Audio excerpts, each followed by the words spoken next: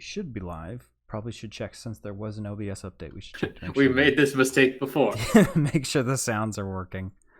You're lighting up though in the mixer. So let me just Okay. check real quick. What's going on? Oh, we got shoved up to the top. Did I F? Shut up. Why are you going to the stream? Okay. Okay. Yeah, we got sound. We're good. We got sound. Everything's actually properly centered now. Honestly, I can live with the rounded buttons and all that crap from the new OBS update just because it gives you those pixel measurements. Not enough All things price gives to you, pay. I want it to be perfect. And not enough stuff gives you those pixel perfect measurements. Well, now it is perfect. Mm-hmm. Or as perfect as it can be, rather. The dancing music notes are a bit too large. They're 1 pixel. They're odd number. So they can't be exactly centered, but they're way more centered than they were. But to my credit, it was only like 20 pixels off. So pretty proud of that. Pretty good at doing it by eye. Or by ear. I don't think graphical layouts done by ear is very... Unless you got some kind of tone indicator as to where it is on the screen. That sounds very difficult. Yeah, it just goes down a tone for every pixel. A full tone? We'll say a microtone. It slightly goes flat. It goes flat or sharp.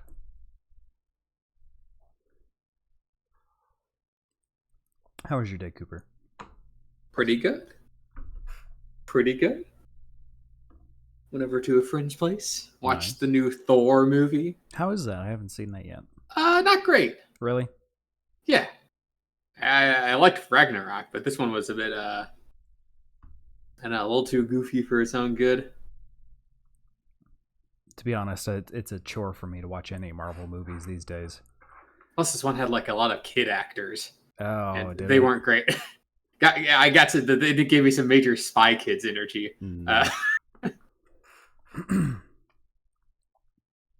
After Endgame, I just kind of stopped giving a crap. I was like, all right, it's done. They're like, no, we've got all these other movies lined up. I was like, I don't care. It's never done if they can make money off exactly. of it. They're just going to keep milking it until it dies. Like Star Wars. Oh, yeah. No one's ever really gone, Sam. No one's ever really dead. Except for Carrie Fisher. Hey, too soon. It's been like 2 or 3 years at this point, I'm pretty sure. Too Have soon would be respect. making a Queen dead joke. That would be pretty soon. Although it's been like a week. That's not too soon. That was one of those things where I while I'm at work, I have the BBC pulled up because they keep pretty good tabs on the war in Ukraine. So for a long time, they had live daily coverage, which I really enjoyed. Just keeping up to date on that. But they've stopped that. Because I guess they decided there wasn't enough going on. I don't know. But I remember I was checking it the day the Queen died because there was a live coverage. It's like, why is there a live coverage of the Queen being in whatever fucking castle in Scotland? And it was all started because they said, "Oh, she's resting comfortably." I'm like, oh, "Okay, she's gonna die." And then I refreshed the page, and Queen is dead. I was like, "Okay, yeah, okay, everybody saw it coming." And then it's only had that since. It's really annoying. The one news site that I actually use. It is the British Broadcasting. What was BBC stand for? British Broadcasting Corporation. Corporation, yeah. So I mean, I think it makes sense that the Queen of 78 years or whatever. Yeah, but they've had a live coverage every day of it. I'm like, what's their update? She's dead. It's a big event. I get it, but it's like the king is now greeting people outside of this place. The king is now traveling here. The king is now greeting people outside of this place. The queue to see the queen's coffin is now a 20-hour wait. It's like, this isn't news. Nobody needs to know this. The British people, Sam, maybe you're just not the target audience. Fair enough.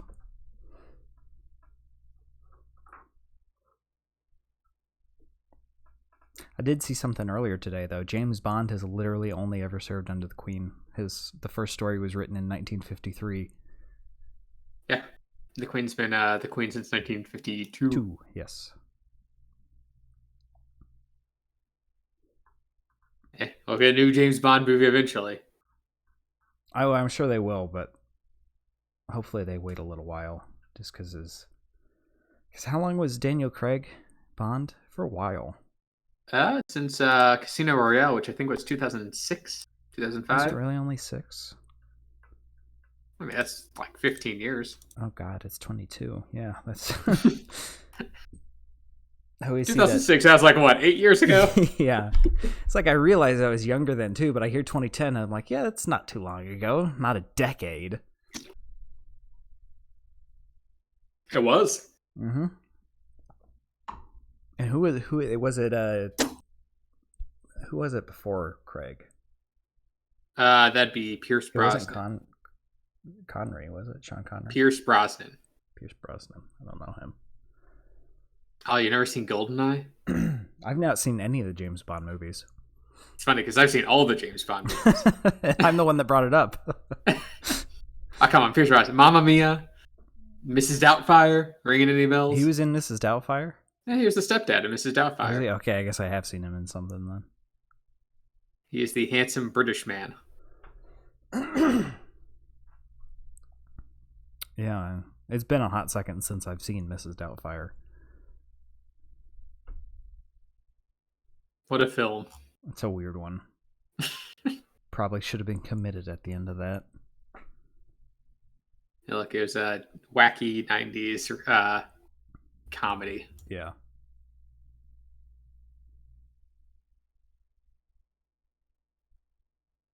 When are we going to get a new Spy Kids? We did get new Spy Kids. We did? Remember the one about time travel or whatever? Time travel. It came out a couple of years ago. Sorry, I got something stuck in my throat. I was about to say. I don't remember us. I guess I haven't been looking. I guess I haven't watched them for. Oh, I say recently. It was 10 years ago. Okay. I speak it was 2011. Oh God. I still haven't seen it. Yeah. It's new to me. Now apparently they're making a new Spy Kids. Oh, but of course it's gonna. I want it to just be the same actors. But they're not kids. They're like in their 30s. That'd be funny. That'd be funny. That's just 5 people. But looking at this, it's like, it's new people. I don't give a shit. Yeah, they can't very well be kids. They could digitally de-age the old actors back to children. Hey, it's Junie Cortez, the only 10-year-old with a 5 o'clock shadow. Man, those movies were horrible. Hey, whoa. Slow your roll there, buddy. They were really bad, Cooper. Spy Kids 1, a classic. Spy Kids 2, a classic. I didn't Spy say they Kids weren't 3. good. They're just bad. Yeah, wait. The saying they're horrible usually implies that they're not a fun time, but they're bad movies. You're just mad. You're just mad that you were never casted in Shark Boy and Lava Girl. I didn't want to. I don't think I've seen that one. That one's really bad. I've seen clips of it, but I think that was more of my sister's time. But I remember seeing some of the clips of the CG in that, and it was pretty rough. The villain is a giant robot with George Lopez's face. I remember that scene. Because George Lopez plays 2 characters in that movie. He's the teacher and he's the evil Electro robot man. Yes, Mr. Electric. Alright, you want to get into it so we stop talking about Spy Kids? Yeah. Well, hello everyone, and welcome back to the Audio Shop podcast. I have some bad news. This is going to be our last podcast ever. Wow. Cooper has decided This is to news to move me. underground, and he will not be here for the next 17 months. That's okay. Incorrect. This is false knowledge. It's like 3 weeks, right? 3, 4. Yeah, I'll have some activities coming up, so I'll take a bit of a hiatus due to personal activities. Don't phrase it like that. That sounds sketchy. Well, okay, multiple weddings in a row. Yeah.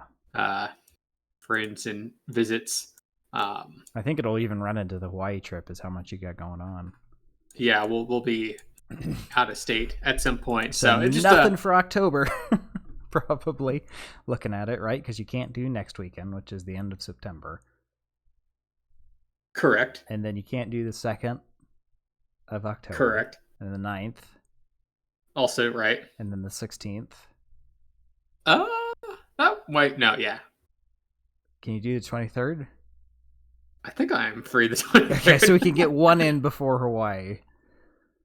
And then we're not getting the 6th because I'm gonna be coming in on a red-eye flight. Oh, come on, Sam.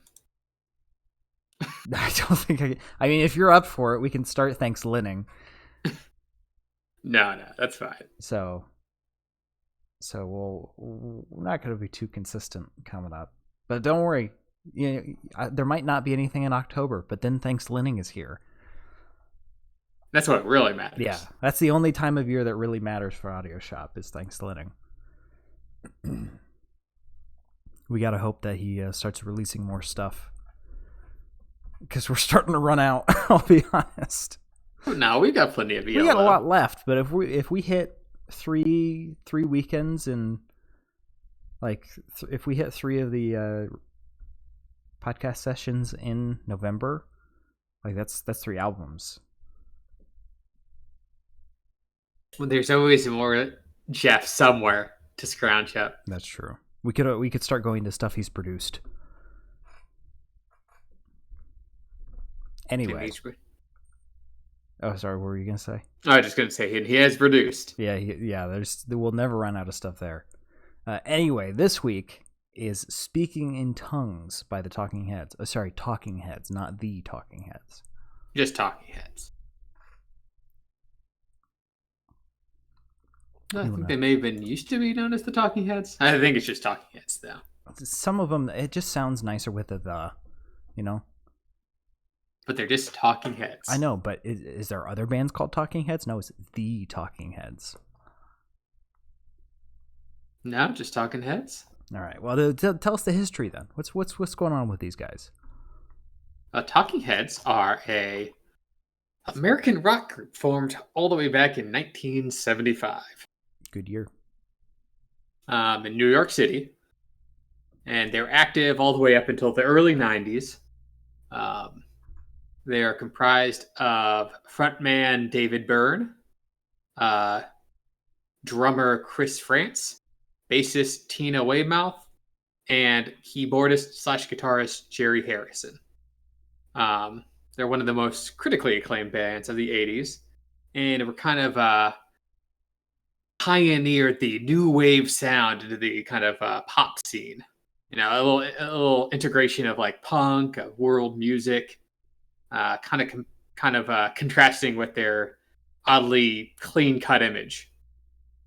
David Byrne, famous, of course, for wearing his suits, some of larger size than others. You are, of course, aware of David Byrne's big suit, right? Yes, I quite memed suit at that with the I'm thinking of the Muppets take on shit. I've lost the song. It's their other super Once in a song. Lifetime. Once in a Lifetime. Thank you. Now, have you listened to anything from Talking Heads besides the Muppet version of Once in a Lifetime? I've listened to Once in a Lifetime. And also I've heard I've heard Burning Down the House before, of course. Of course. But other than that, I don't know if there's been a whole lot other Other than that, I'll be honest. If there has, it hasn't been obvious to me. They've got some pretty some pretty big hits. Of course, Once in a Lifetime is their most famous, but you also have Burn Down the House, which is on this album. Psycho Killer is a Oh very yeah, popular okay, one yeah, of I've theirs. heard Psycho Killer. Yeah. Um, they've of course been inducted into the Rock and Roll Hall of Fame. Um, 4 of their albums are on the Rolling Stones top 500 albums of all time, Wow. and they are frequently cited as some of the greatest artists of the '80s. Um, so this album that we're reviewing today, Speaking in Tongues, is their 5th studio album, released in 1953. This is after their split with producer Brian Eno, who had produced, I believe, their previous 3 albums. And they kind of went off to do their own individual side projects. I know they had like a couple of them had a split group called the Tom Tom Band or something. But then they came back together to produce this album. They also toured for this album in an excellent musical film called Stop Making Sense in 1984. It's a live stage album. Sam will have to watch that sometime because it's a treat. It's literally their performance of multiple songs that they've done in the past. And Dave Burns got some wacky energy. Yeah, I believe it. And it was they charted pretty well. It's their highest charting album in the U.S. Billboard Top 200 at 15. And it was certified platinum in Canada. That's pretty good. So we'll get right into their album, Speaking in Tongues. Get into the album, Talking Heads. Oh, they're called Talking Heads, called Speaking in Tongues. It's confusing. And I'm gonna take the image of him with this big suit off the screen. I like that image. It's so great. It's so small though. You sent me such a small image, so it's really. I like how compressed it is though. It's so blurry. We can, you know what? We can have a small. We'll have him small over here, just here. as a treat. Yeah. He'll just be watching us while we talk about the album.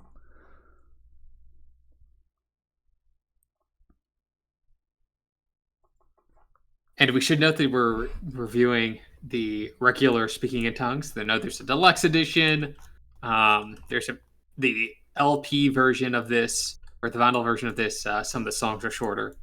We're reviewing just the standard later CD edition. It is the 2005 re-edit though, or whatever. What's the word? Remaster. Thank you, Jesus. My brain is running on one piston this evening.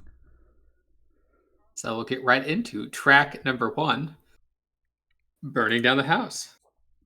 One of their most famous songs, I'd argue. Yes. In fact, when I told my mom we were doing a Talking Heads album, she's like, "Oh, is it the one with Burning Down the House on it?" I was like, "I think so." She said, let me check. What's the name?" I was like, Speaking in Tongues? She's like, "Oh, yeah, that's it." So she was very excited. Yeah, this is maybe they're not the most popular of the 80s, but they're a bit of an underground hit. And I think that's kind of demonstrated on their opening track, where it's this mixture of both like kind of the new wave rock that was kind of entering in the 70s and 80s, mixed together with this kind of synthy, funky dance pop. Very strong synth at that. The synth bass on this one is it's just overpowering in a good way, not in a bad way. Very eclectic mix of sounds that somehow make a song. Like each, I think eclectic is a pretty good word to be describing Talking Heads in general. Yeah, I mean, yeah. I mean, looking at Once in a Lifetime, that definitely has more of a song structure than a lot of the songs on this album. This one's a lot more kind of experimental, which is good. I think the cover art of this album is very good indicator for what this album sounds like. How so? Just kind of you get what's there, but it's just not how you would do it. You know, it's like there's weird spaces everywhere. You can read it, but it's just kind of odd. Which, of course, is one of the trademarks of New Wave, is kind of a deconstruction of like the general rock genre. One thing I wrote it for this, but it happens on quite a few of the songs, is there's the stacked vocals, but occasionally one of the stacked layers, he'll have sung it at a slightly different pace, so he's kind of out of sync with himself, which leads to some weird effects.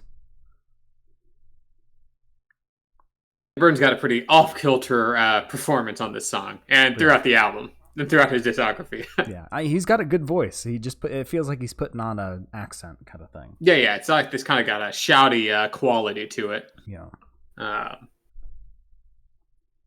It's kind of, when paired with that punchy guitar and the synth work, is quite nice combination. Even has like a little breakdown, like the 245 mark. Well, there's one at the 150 mark as well. Oh, yes. Which I would have liked to go a bit further. It was just a little bit too much space. I would have liked, that was a very cool synth sound, and they're just very, very sparse. It'll come in for like a bup, bup, bup. It's like, I want more. That's a good sound. Hold the note for more than an eighth of a second. You didn't like how staccato the synth was? At least on the breakdown, because it was a nice, cool filter, and I was like, I want to hear more of it, but very stingy.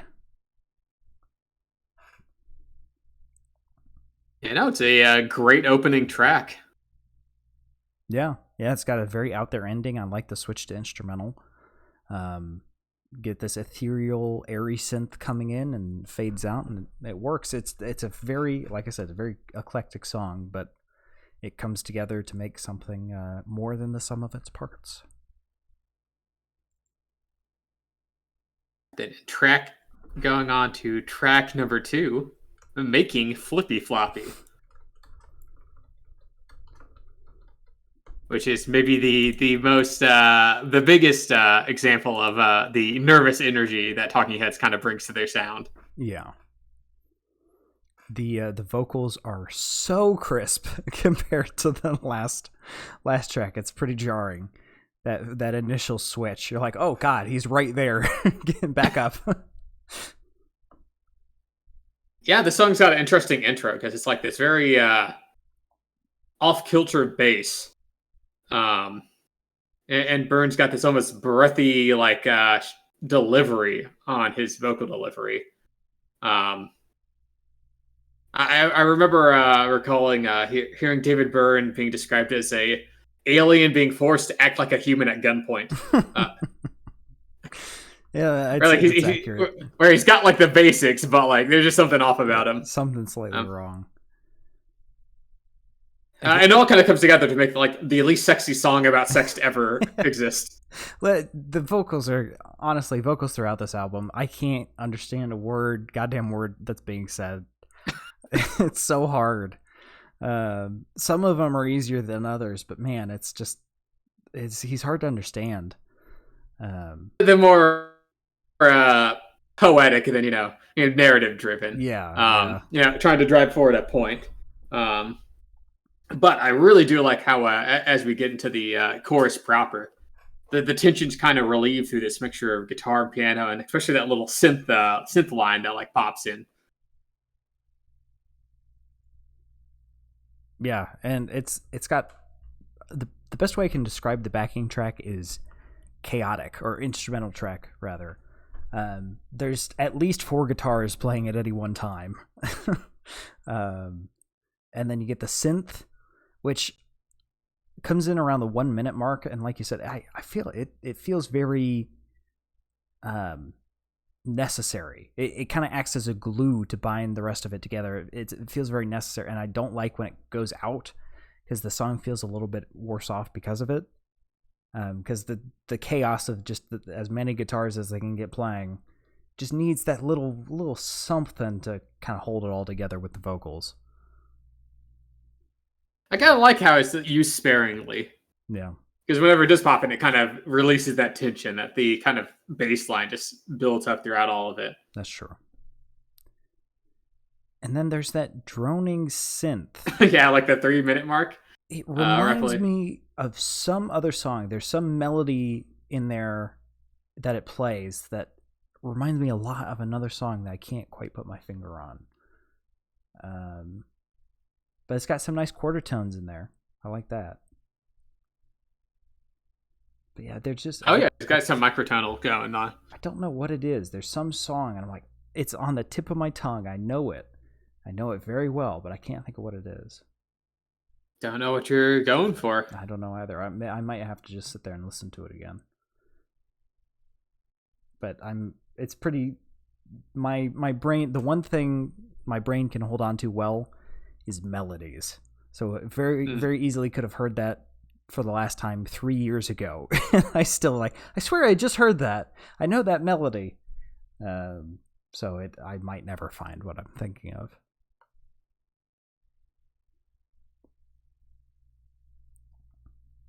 Yeah, but I think a pretty good song. It's also got a pretty nice wacky breakdown at the very end. Mm-hmm. It's just very chaotic. Good sound to it. Reminds me of She Blinded Me with Science quite a bit. Yeah, honestly, it does kind of have some blinding me with science vibes on this one. Maybe that's what the droning synth reminded me of too. I'll have to go back and listen to that. With science. Because that song also has that kind of chaotic, random noises, odd singing style. But they're the kind of, I think they're the same era, right? When did She Blinded Me with Science come out? No, that's around the same time. I believe that was early 80s. Because that sound, they're very similar. Yeah, 82. So they're brothers from another mother.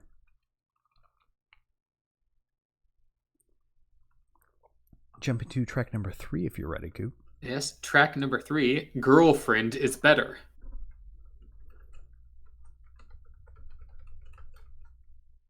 If I could spell.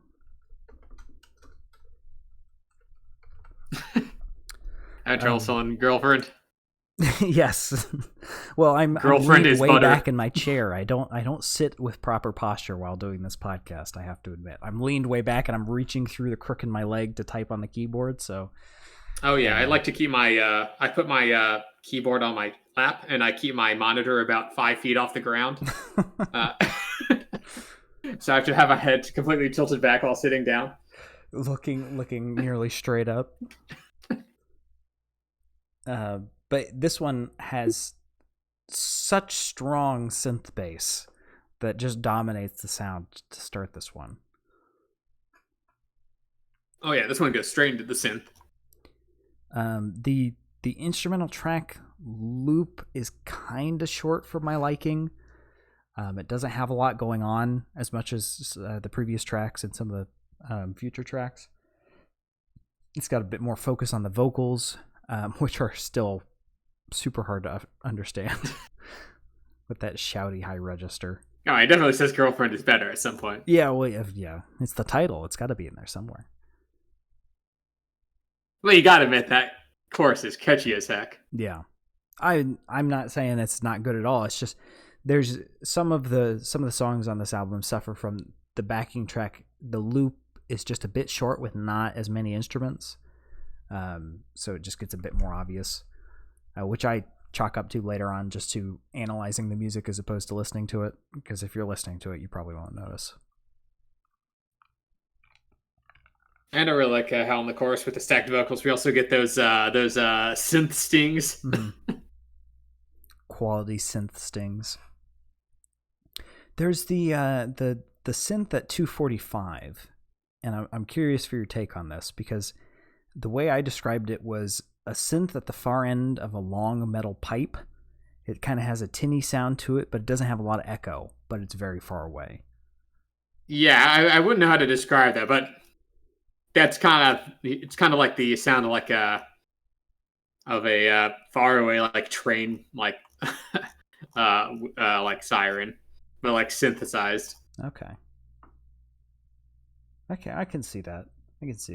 Yeah, it was a very interesting sound because there's a couple of those on this album. It's like, how the hell did they make that noise? That's not just a standard filter. They did something weird there. Yeah, they're just doing something wacky. Yeah. That's all I had for this one. You want to jump to track number 4? Yes, track number 4, Slippery People. We start with a distinctively funky beginning before the different instruments start to get layered on. Yeah, and I would say it's a bit more, I said classically styled, but not classical as in classical music, but as in a traditional song. The instrumental track is a bit more toned down. There's more emphasis on the vocals and the accompanying vocal line.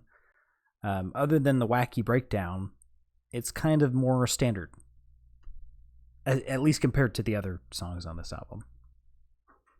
A little bit more, but that chorus is also very good. Yes. Yeah, I really like those accompanying vocals. They do quite a lot for this one, I think. Yeah, it's got this like almost call and response like a vibe to it.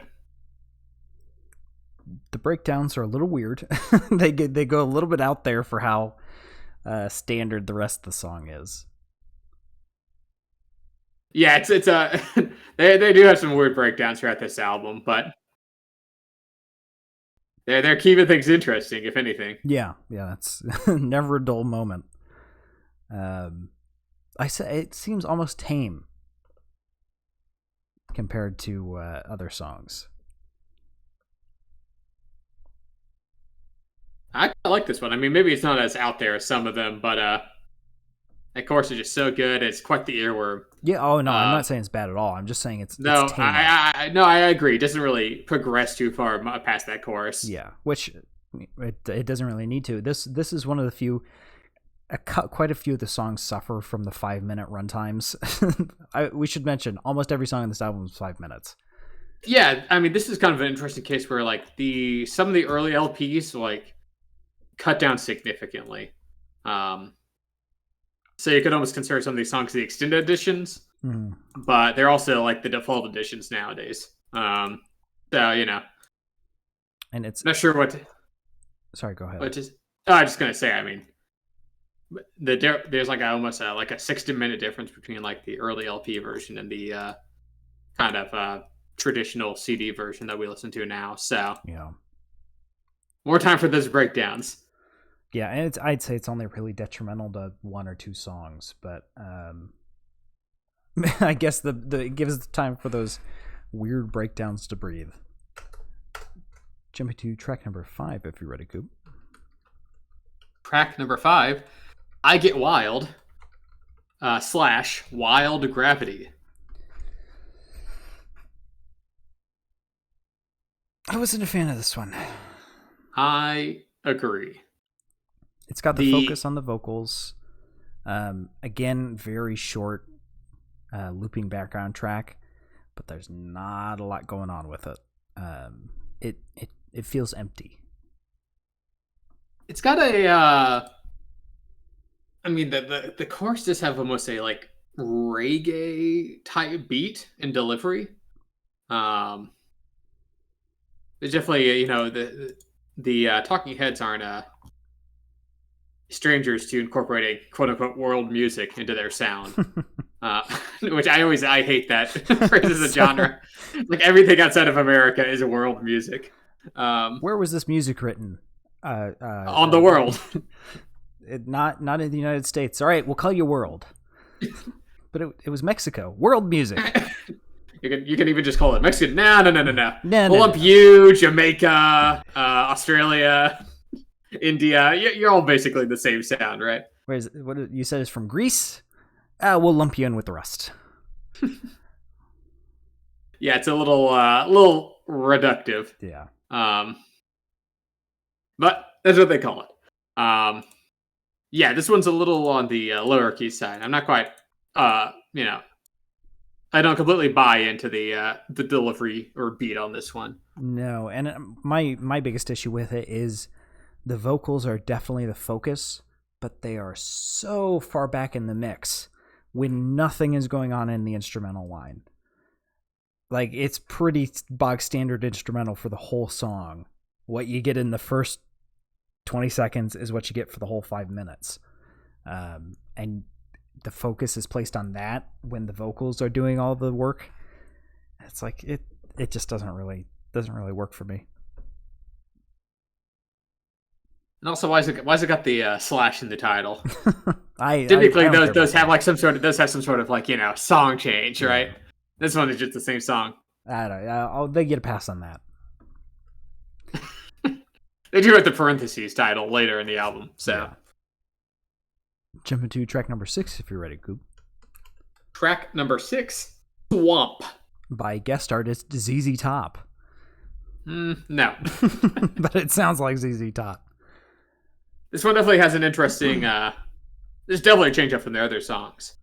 Where it's an extremely steady beat. Mm-hmm. Almost like a classical rock or classic rock kind of undertone. Mm-hmm. So I'm telling you, I'm going to look up right now. I bet this was styled after ZZ Top. You think? I think When was ZZ Top even popular? I don't know.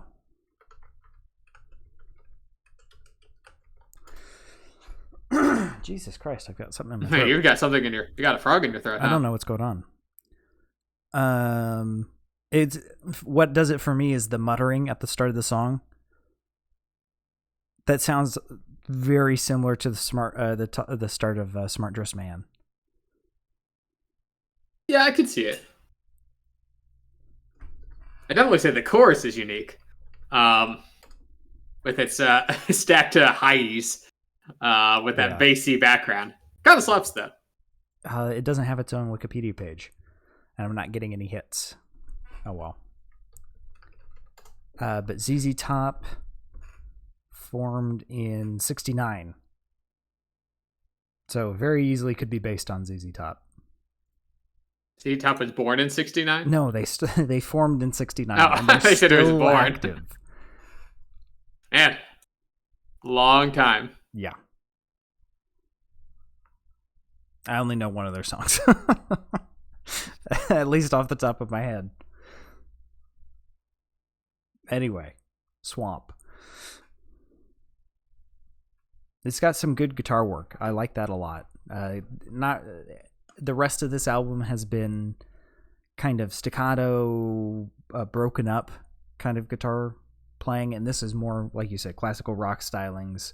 There's actually a guitar line that's, different notes and progressions. Guitar lines, if unique takes. Yeah, no, I like it. Shakes up the format. It's nice. Everything else has been very chaotic, and kind of the chaos feels similar after a period of time. This one is like, okay, we're gonna change styles a bit and go over here, and that's nice little midpoint to the album. Oh, you're right. It changes up the style a bit. Halfway between like classic rock and like almost like a military march. No, I didn't get that at all. Probably because I was just thinking of ZZ Top the whole time. Man, you're really stuck on that ZZ. He's trying to do some growly vocals. They do that murmuring at the start. I'm telling you, that's what they were going for. That kind of maybe, I don't know. Ask David Byrne. Well, you control the Twitter. Add him on Twitter and see what he says. Is he on Twitter? I don't know. I don't use Twitter. I don't know how that works. Do people respond usually if you at them? Probably not. David Byrne won't. I highly doubt that. Is he dead? No, okay. I just don't think he'll respond to some random Twitter at. I don't know. What if he's bored? You catch him. You add him right as he sits down to take a shit, and he just happens to open Twitter. Like, that is interesting. It's like somebody finally noticed that we were going for ZZ Top sound on Swamp. And all we were leaving the breadcrumbs. It's been over 30 years, and some white schmuck in his basement doing a podcast. Oh, you don't know if I'm white. How I'm talking about me, Cooper. Oh. How would you know that we're white? I've seen you. Oh, how would David Byrne know? No, this is a meta commentary on the matter. I'm saying okay. I'm probably not the first person to say this, is what I'm saying. Anyway, jumping to track number 7, if you're ready, Coop. Track number 7, Moon Rocks, which is another funky song. Yeah, well, yeah, it is. Yeah, Speaking of clearing your throat, I think David Byrne does that a little bit on the front end of this song as well. yeah. It's got a fun beat. Oh, yeah. And it's even about space. So it's like basically ELO. No.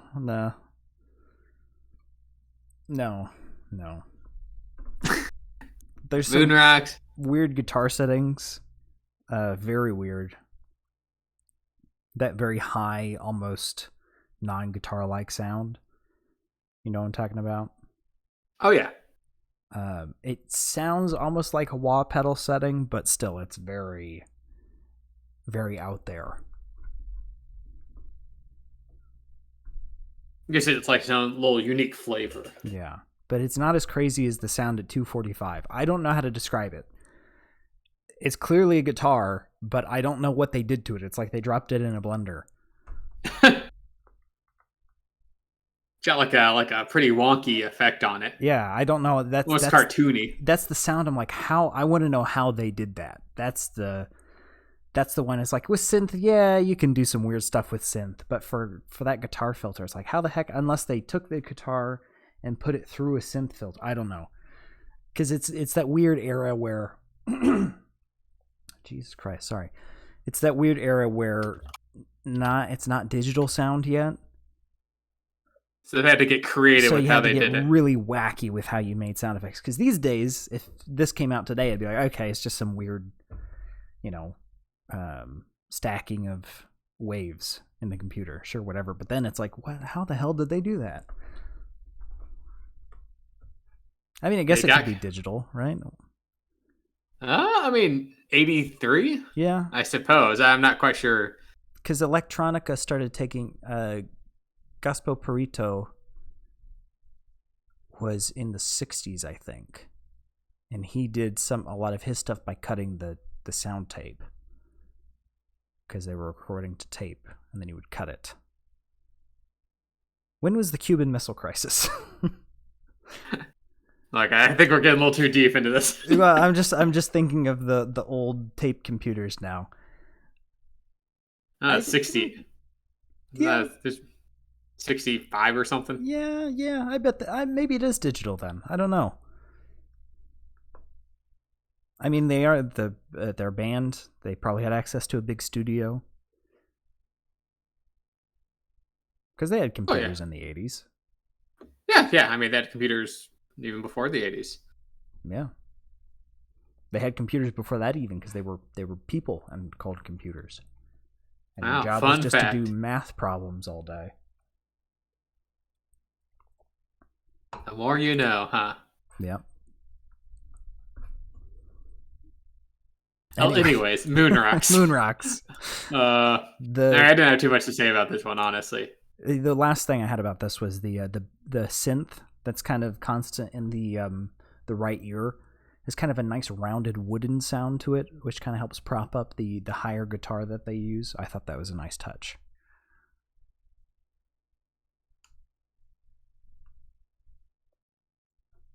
All right. Jumping to track number 8. Track number 8, Pull Up the Roots. More funk, more awkward, shouty David Byrne vocals. Yeah. Again, short loops on the instrumental line, but I chalk that up to analyzing rather than just straight listening to it. It's not as bad as some of the earlier stuff in this. I also quite like the chorus on this one. I think it's got a good build up. And it's catchy as heck with the synth backing. That kind of fretted guitar in the back. It's almost slapping. I don't know. This one just didn't catch me.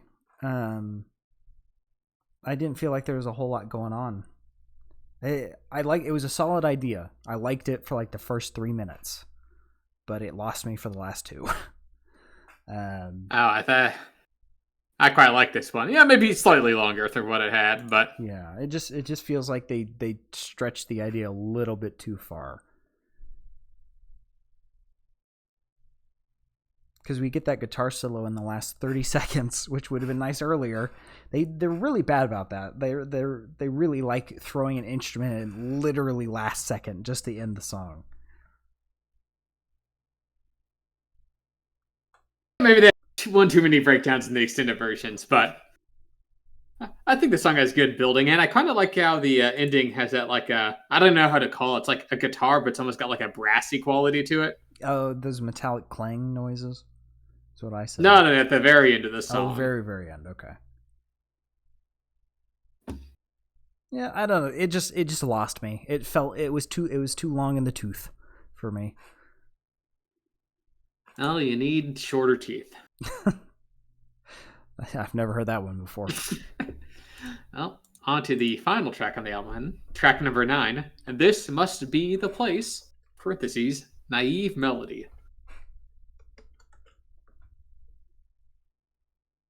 Which actually is a bit of a departure on this album because it's like decidedly not funky. It's almost kind of relaxing. Yeah, I think it's a very good one to close the album out.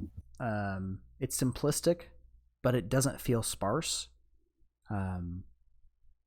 which a couple of the other tracks suffered from when they got a little bit more simple. The vocal stylings on this one are really nice. There's more harmony in the stacked vocals, and it's not just the same person stacked over and over. There's multiple people singing. I really enjoy that. Oh yeah, got this pretty straightforward guitar and synthesizer lead beat, and Dave Byrne's vocals still get a little shouty. They're almost a lot more chill and almost approaching what you might consider normal. Yeah, I think it really shows off his voice, which I like. It lost me a little bit at the end when somebody started banging pots together, but you didn't like the pots? That it only happened like 3 or 4 times, so it was fine. And then there was that fun synth that came in as well, right at the end to end the song. And it even has the ooze at the very end. Yeah, no, it's I called it a vibe. Good song. Yeah, it's got quite the vibe. Good song to end the album on. Yeah, a little different from the rest of the album, but I think it's as good a song to end on. Yeah, it would not fit anywhere else, that's for sure. And with that, we're at the end of the album. Yeah. We're gonna have to get rid of him watching us now, so we can put the. Well, I guess we can leave him up while we talk about the favorite and least favorite. Here, just scroll him to the bottom, so his head's just kind of peeking out. Like that? You like that? Yeah, like that. There you go. So Cooper, what was your favorite track? I think this album's got some pretty strong ones. I'm of course a fan of some of the catchier choruses.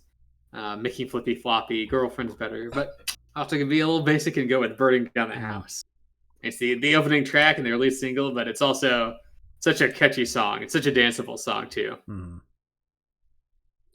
I am going to have to go with that as well. Or maybe This Must Be the Place. That's a very close second.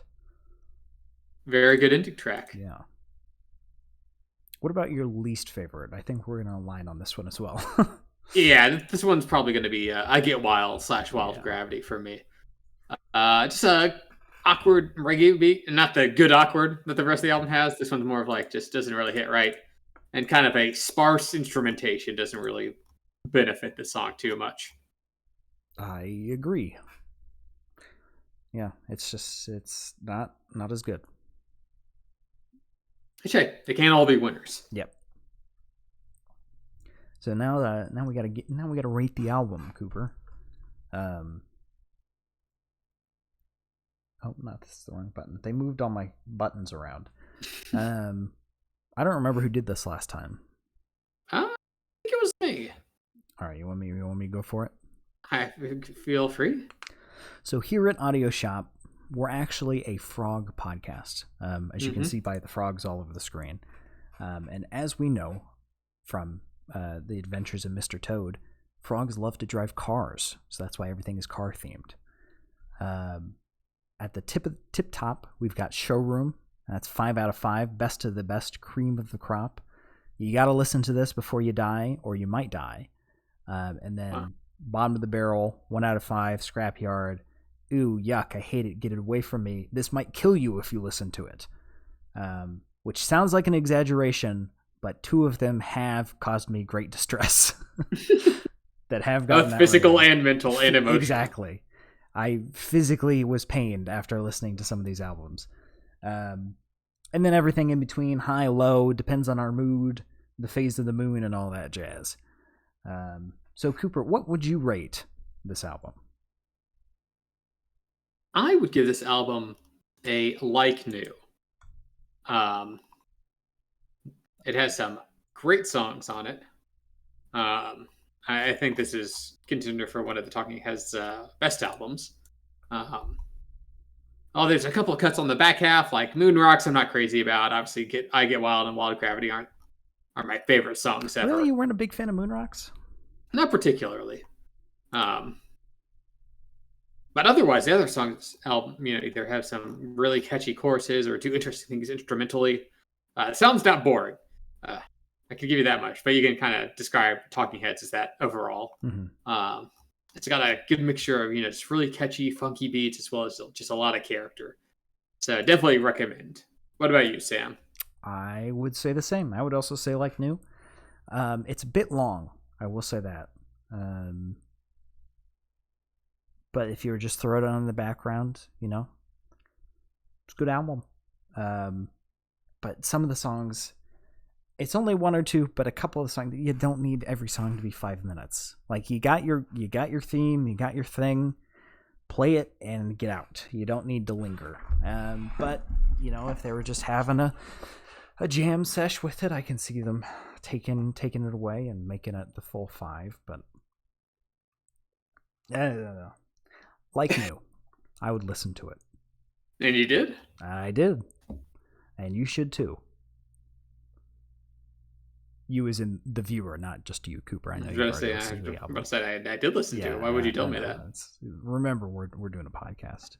Oh, right. Right. We're talking to more than just ourselves. Oh man, are we though? I mean, we're not. That's the real question. you Theoretically, we could be. You get what I'm saying. All right. Well, that's the end of the album. Now we're gonna roll on over to the spare tire, which is just whatever else we've been listening to the past 2 weeks at this point. Apologies for last week. That was my fault. I was not feeling great, so we didn't do a podcast. I believe you texted me that you got your head stuck between the banisters of your stairwell. Yeah. I was like that for the first 4 days of the week, and by the time I had gotten out, it was too late. Cooper needs a full week to listen to the album. He likes to listen to it for at least 100 hours before we do the review. It's true. So there wasn't enough time left. And sorry that it took you so long to get out of those banisters. Yeah, I did lose about 5 pounds though, because I was stuck for almost a week. He survived off spiders and dust. Yeah. I breathed really hard and just sucked the dust in. I got really thirsty. That was the worst part. But thankfully, I had left the bathtub running because I was about to take a bath. Start pouring down the stairs. Poured down the stairs. Yeah. So thankfully, I had water to drink. And luckily, a bar of soap eventually slid down. I was able to grab it and use it to squeeze out. Yep. The water damage cost is incalculable, but at least I'm not dead. Anyway, what have you been listening to? Oh, yeah, that was the question. I was about to say, what were we talking about? This isn't a comedy bit. I've listened to a couple new albums. Kenny Beats just released his first album. He's worked with a lot of famous hip-hop artists in the past couple of years. He did his debut album, which I was quite a fan of. Purely kind of a sampling and beat album, but quite good. Also listened to Blood Orange's new album. Kind of a UK-based, I describe kind of a hip-hop artist. but like more than hip hop artist. He's played with like he's worked with a lot of different people, from like Kendrick Lamar and D'Angelo to he worked with Philip Glass of all people, which I think is pretty funny. Yeah, just kind of some eclectic stuff I've been listening to. What about you, Sam? Same old. Electric Light Orchestra. I listened through Armchair Theater again by Jeff Lynne because it's the September song and it just turned September, so I was listening to that. Yeah, pretty much just ELO straight through, and then Sketches of Brunswick East. But yeah, just doing ELO. I think there was 2 days at work where I basically listened through the entirety of the ELO discography because I was working at my desk. And I just started at the beginning and listened through all the albums. We need to get Jeff Lynne on this podcast. I don't think he'd do that. I'll be honest. What if it turns out he has a really annoying talking voice?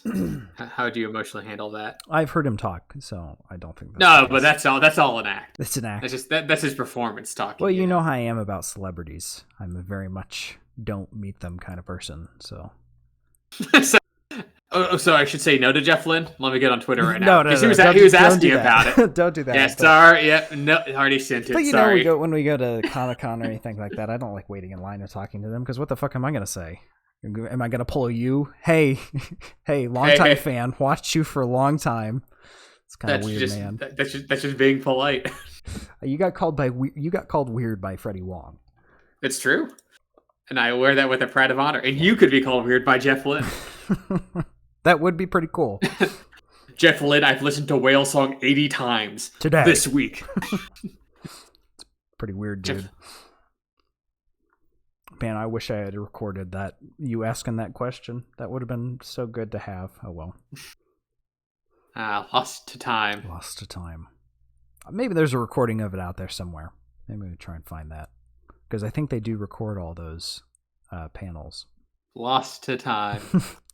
Now I've got a new mission now. Anyway, thank you all so much for listening. If you've liked what you heard and you want to hear some more, you can scroll down on our... I was about to say Tumblr, on our Twitch page. Tumblr.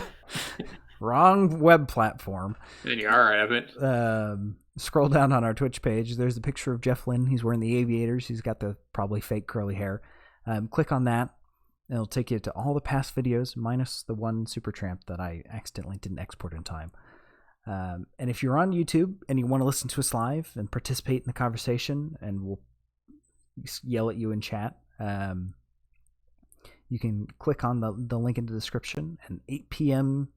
Sundays Eastern time. That was not the way. 8 p.m. Eastern on Sundays. Usually, like we said, I don't know if there's going to be any in October. Maybe we're one right at the end of October.